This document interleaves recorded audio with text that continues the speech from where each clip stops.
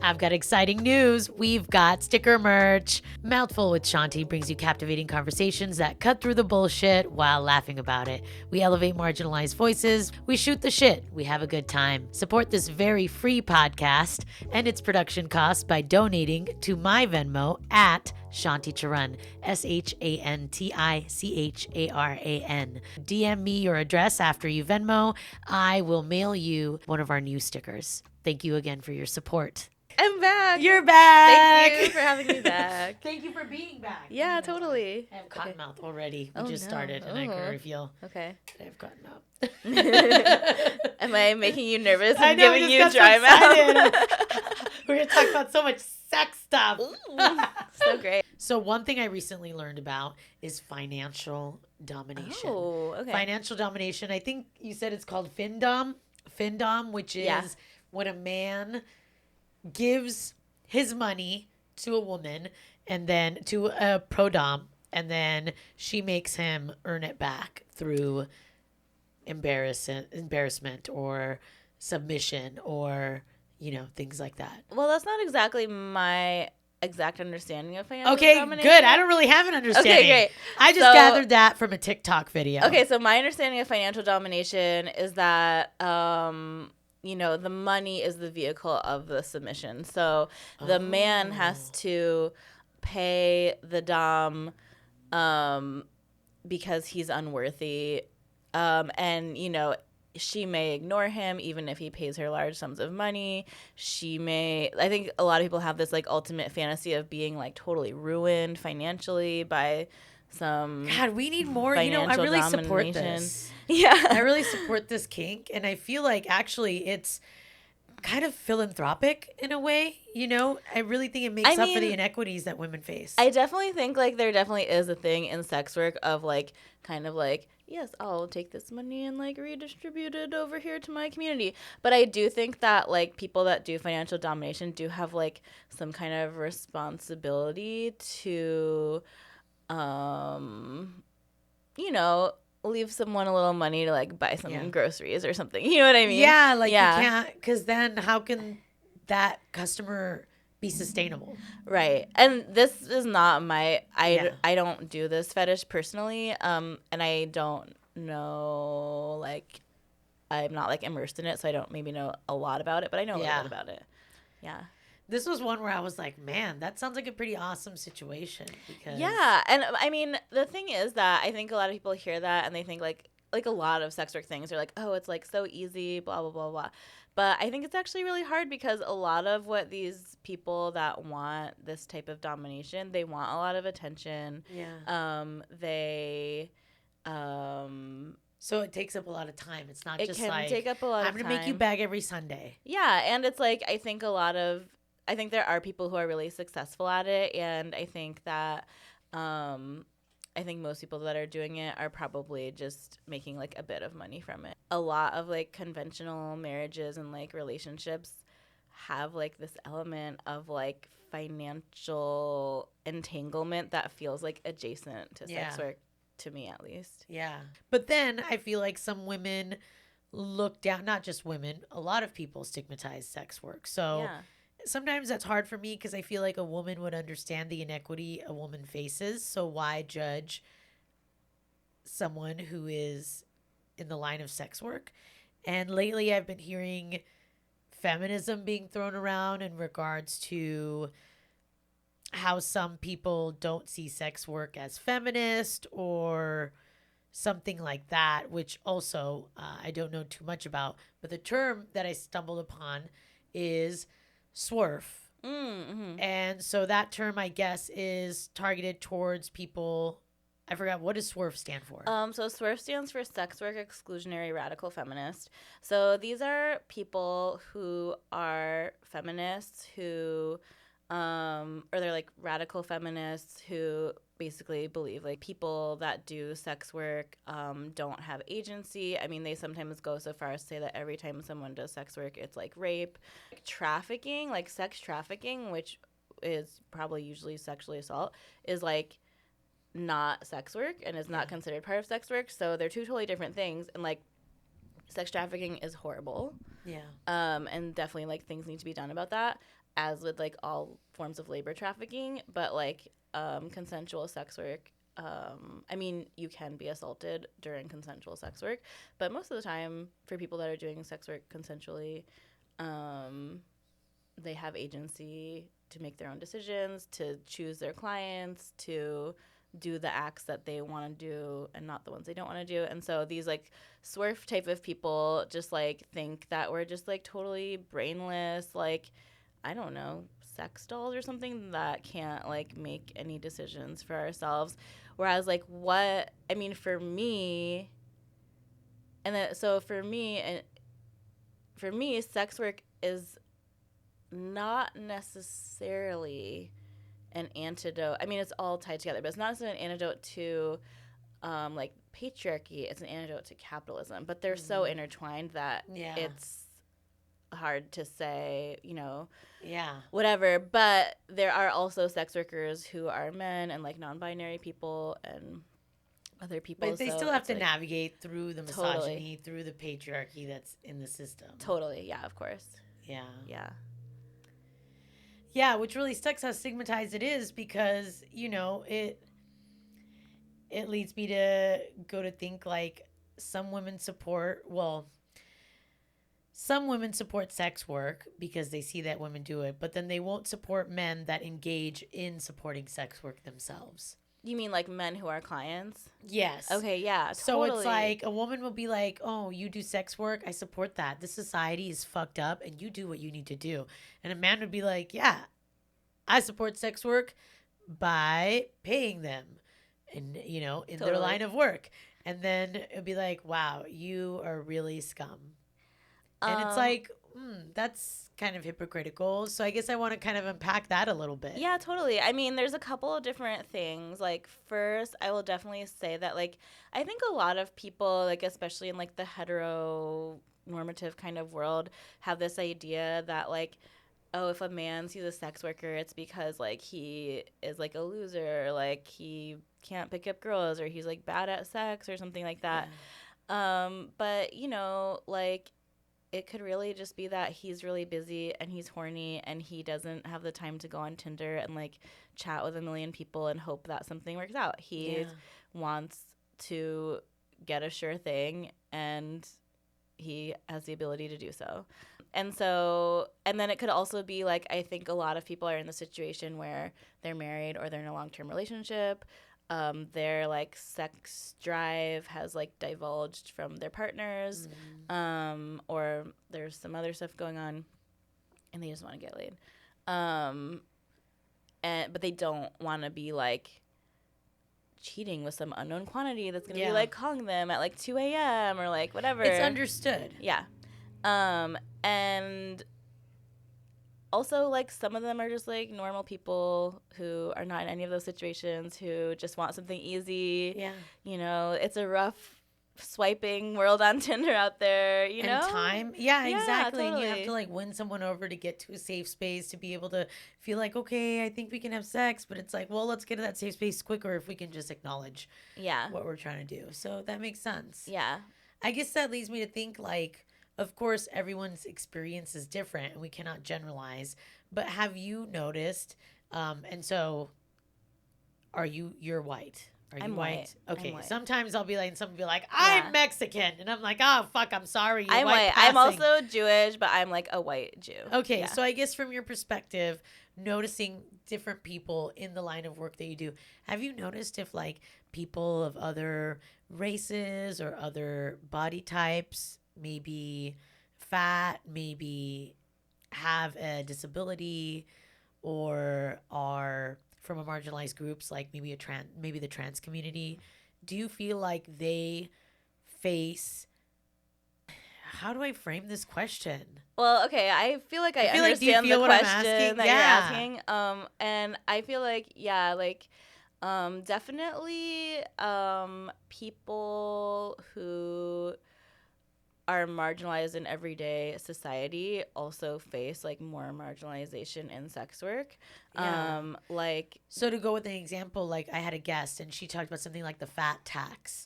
Like things for fat people are more costly because of XYZ. So when it comes to making money in this industry, do you feel like there is a loss of some sort for people that may fall into a certain group? So I can only speak of like what I've heard of like friends talking about, or like what I've seen maybe like on social media, but I definitely have seen people who would consider themselves fat, like say that like they can't charge as much or like they don't work as much as other people. I've also seen some like interesting discussions online from Black sex workers about like feeling like they can't wear their hair naturally, or like feeling like worried that if they like wear their hair naturally, like they're not going to get as much business, or like these kinds of things that like, you know, I've never even thought about that. Yeah. And then also like I think with people that come from these more marginalized communities, you know, the I think some people from these communities might feel like they have less of an ability to screen their clients, because they don't have access to certain resources you need to be able to do that. Well, or they may feel like they're not getting as much business, and so screening is like sometimes a barrier, you know, to getting clients. And so like they may not be able to work like as safely as like people that have more privilege. And yeah, but there's also like another side to it too, which is that a lot of sex workers, not a lot, in the Bay Area I would say not a lot, but in the world of sex work, there's a lot of sex workers who won't see clients of like certain races also. Oh, wow. Yeah. Okay, so then there's discrimination or preferences or whatever people want to call it on both ends. Yeah. So what are some, I guess I'm very interested in hearing, what are some discriminatory ways of thinking that sex workers may have against society? One thing I see a lot is people put like no AA in their ads, which means no African Americans. Oh my God, I was like alcoholics. I was like, no alcoholics? Jeez, that's like a huge demographic to knock out. But also, so is African Americans. Yeah. Wow. And so, I mean, to me, that seems like terrible, and it seems like racist. Yeah. I feel like it's like a line, because if there was any other business that was like, I do not see Black people, I mean, they wouldn't be able to operate as a business. Yeah. But this is obviously like a business that like combines these things. It's so intimate. I've seen that hair is a big thing. Yeah. And so I've seen your page, and you do have hairy in the beginning sometimes, and I've seen you rocking your armpits and being like, you know, for me, I find the kink of hair strange, because I find hair natural.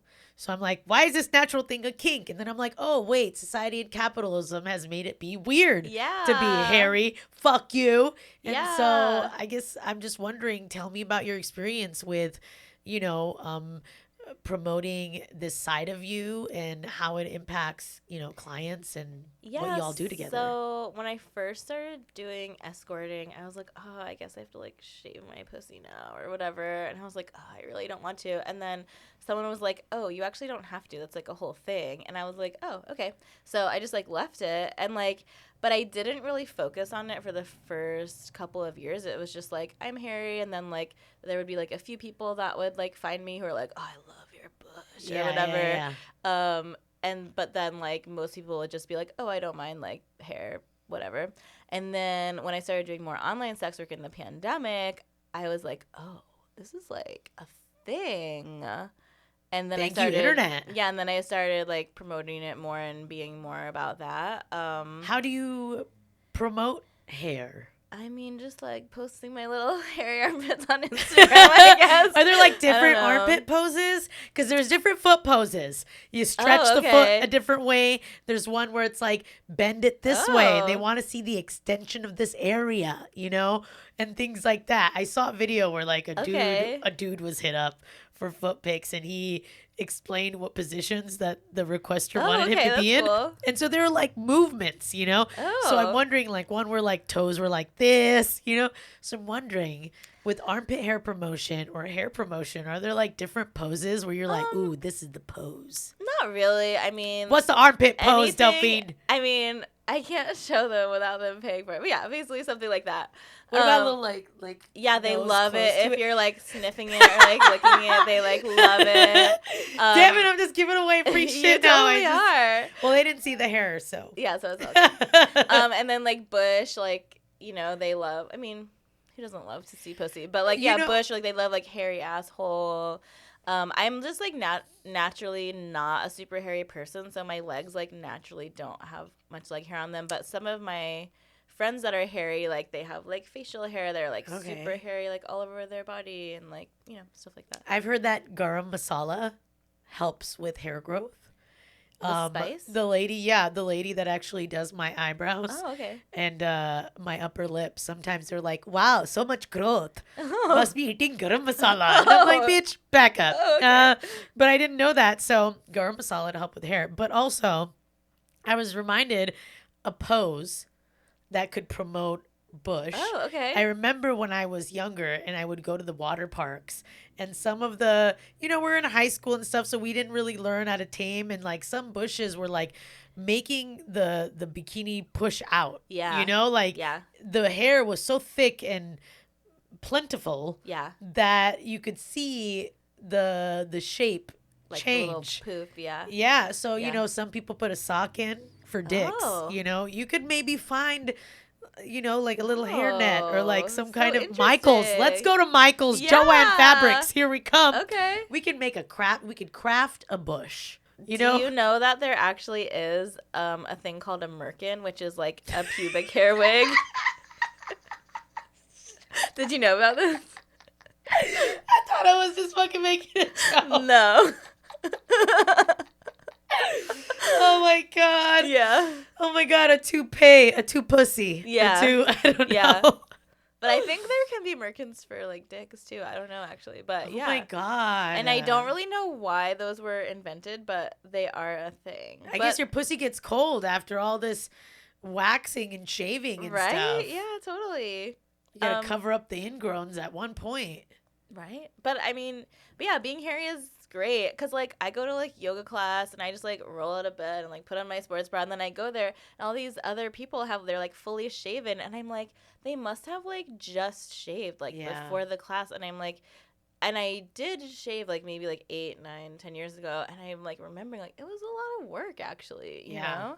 And so, and then you're like worried about it. You're like, oh, do I have like stubble? If you're like going on a date with someone, you're like, is it like, how is it? And then like ingrown hairs. And like, I also feel like, honestly, and this is like a big part of the fetish for some people, but I genuinely feel like I smell so much better. Yeah. Not shaving. Yeah. Yeah. Is it called something, the fetish? Like being hairy. I don't know. Being hairy. That's the fetish. Not shaving. Let's see. Oh, okay. Trichophilia. Trichophilia, also known as hair fetish, is when someone feels sexually aroused by or attracted to human hair. This can be any type of human hair, such as chest hair, armpit hair, or pubic hair. Okay.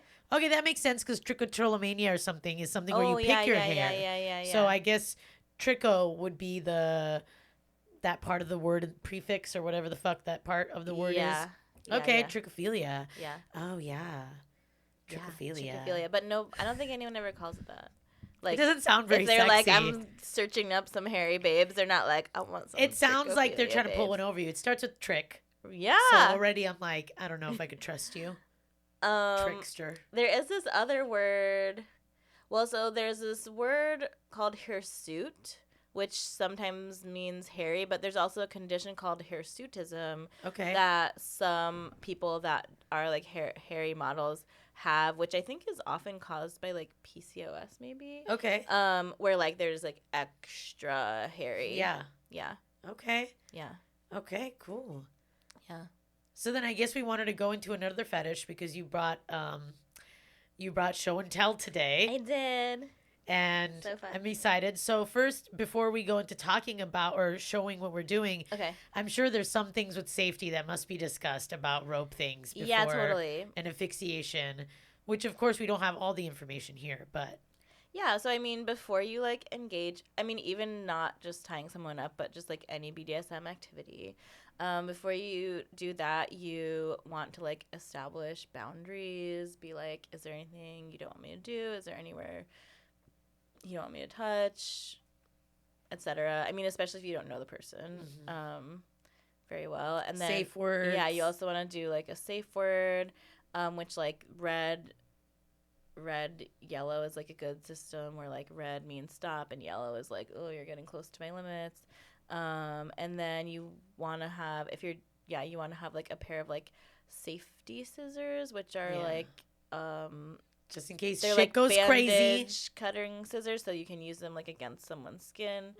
And then like check-ins, everything okay, this good. And like you could like make it like hot, like it doesn't have to be like, it doesn't have to be like, is everything okay? Like you can be like, it is hot when it's like, it can be okay. Like, oh yeah. Or you can be like, how does that feel? Like, does that feel good? Or like whatever, like, it can be hot. And I also would say like, porn is like a different realm, like especially BDSM porn. I see a lot of things where people are trying to emulate things they've seen in BDSM porn, and it's like what you don't see in BDSM porn is that what you see is the person and like the model or like whatever, or maybe there's a few people, but what you don't see is a whole crew of people off the camera that are helping to make sure that it's safe. And so like you never want to have someone like walking around unsecured with like their hands like not available, because if they fall, they're gonna fall on their face and they're not gonna be able to protect themselves, and that's gonna be shitty. You also don't want to have people walking around unsecured. God, I haven't really thought about that. Yeah, you don't want to have people walking around unsecured. I see like these like spreader bars that are like really popular. You don't want to have people like standing. What are spreader bars? It's like this like device that is like a bar that has little like like when a woman's like pregnant, you put your legs into those things? No. It has little rings on the end, and so then you can like tie a cuff or rope to it so it keeps people's legs apart or whatever. Whoa. And so you don't want to have someone standing up with like no support while wearing that, because they're going to be really off balance, and especially if their hands are tied behind their back, might fall on their face and like break their nose or their jaw or something. Not sexy. So we want to avoid that. Yes. So you always want to have someone either like laying down, or you want to be physically holding on to them, or like in like a dungeon, you'd have like a point that's like safely above dungeon? That where this was so casually said. What do you mean in a dungeon? I have no chill. I've never even been in a dungeon. It's only in books. in your play space or whatever. Some Is that people what it's called? that are serious, they have like a point in the ceiling, so you can like hook, if someone's hands are behind their back, you can like have them just not suspended, but just hooked up to it so that they don't fall over on their face. Got it. Okay. Yeah. Okay. Yeah.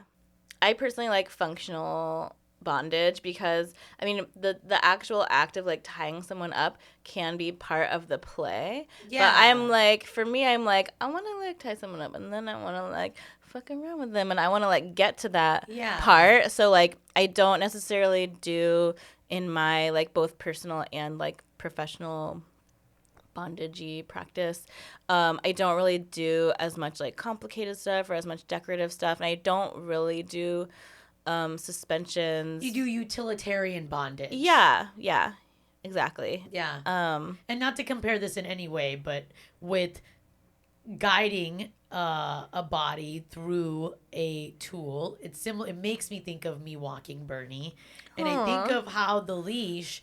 There's a certain ways I can move the leash just so simply that move him so simply. Yeah. And so, not to compare anyone, to I mean, this some to people would like to be like compared to a dog. Yes, nothing in this context. No shame in the boudoir. I'm not discriminating against anyone. I'm just thinking about parallels in my mind, but totally, yeah. And like, kind of in that same vein, sometimes I just like to like tie a little leash around someone's balls, and then that really has like the same effect as like, now you're gonna go wherever I want you to. Don't eat that cat shit. Yeah. Yeah. Totally. Okay, so please show me well, I guess I would love to see you tie something and okay, can I tie you up a little bit? I've got exciting news. We've got sticker merch. Mouthful with Shanti brings you captivating conversations that cut through the bullshit while laughing about it. We elevate marginalized voices, support this very free podcast and its production costs by donating to my Venmo at Shanti Charan, ShantiCharan. DM me your address after you Venmo. I will mail you one of our new stickers. Thank you again for your support. Thank you for showing us that. Yeah. And so I guess specifically with BDSM, with people that might be wanting to explore with, things outside of your regular missionary. Yeah. What is something that you advise for people that are just beginning on this journey or thinking about it? I mean, I would say start small. You can just start with verbal role play. I would also say porn is a great way to get ideas, but I would also say it's important to remember that porn is not the way that most people have sex. And so you can get inspiration from porn, but come up with your own ideas, do what makes you feel comfortable. Yeah. Don't let people pressure you into doing shit that you don't want to do. And try everything that you want to try at least once and maybe twice to make sure. Yeah. To make sure. Yeah. All right, yeah. Cool. Yeah. Do you want to drop your social medias? Is that? Yeah, totally. Yeah, please. Okay, so on Instagram, I've had to have so many different Instagram accounts. I know, and I'm gonna tag you also. Okay, cool. So if you can't remember it off the top of your head, just be like, Shanti will tag me. Okay. I think my Instagram is now Harry Delphine. Okay. And then my Twitter is Delphine_X_.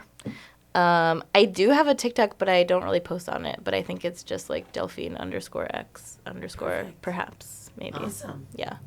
I had fun. Yeah, that was so fun. Yeah, that was a lot of fun. I learned something new. Cool. I got my first BDSM little demonstration. I learned what trichophilia is. That's what I'm here for. Yeah, thank you so much. An Indian woman shares. Because we're hairy ladies. Yeah. Okay. I appreciate it. Well, thank you so much, everyone, for listening. Please follow Delphine. Follow us. If you're enjoying the show, please give us a 5-star on Spotify. I would really appreciate it. And take care of yourselves. Have healthy sex. Take care of your body. Sleep well. And wash your butts. Wash your butts. Oh, my God. Yeah. Please. God, please. Wash your butts. Yeah.